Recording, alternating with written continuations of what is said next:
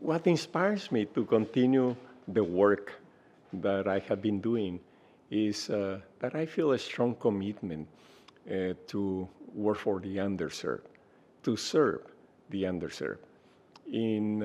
Just to put an example, we have been working in the last several years during the pandemic to bring services to Latino immigrant farm workers, for example. And we do it where they are at, where they live, where they work, and where they congregate.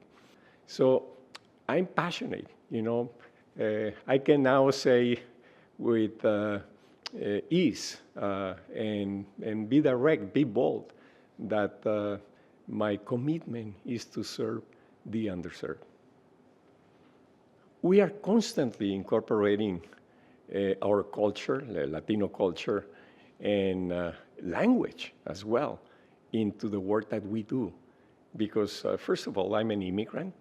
My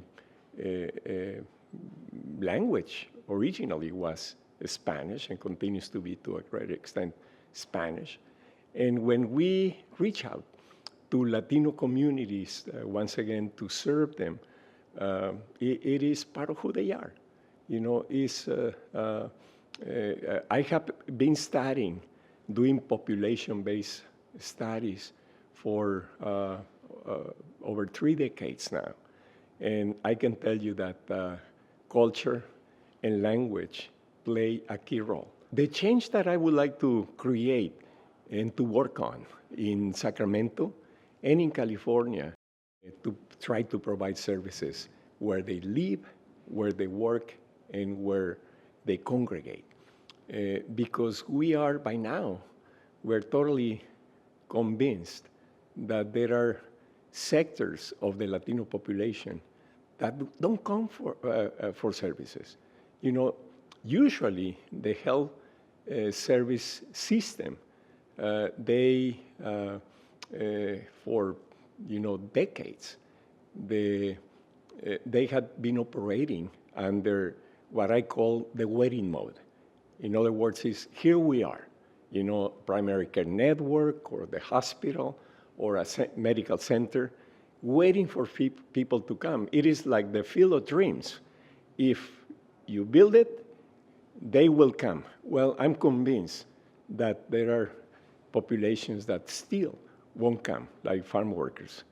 And what we are committed to do is what I call also the seeking mode, that we go to where they are.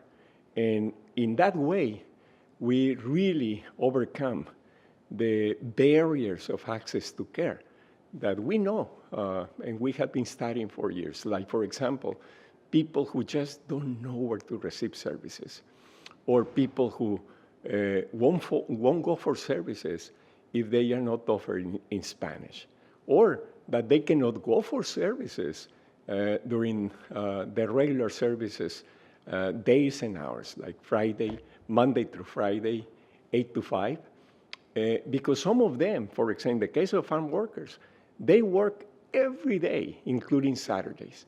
And the only time that they can possibly receive services is after hours.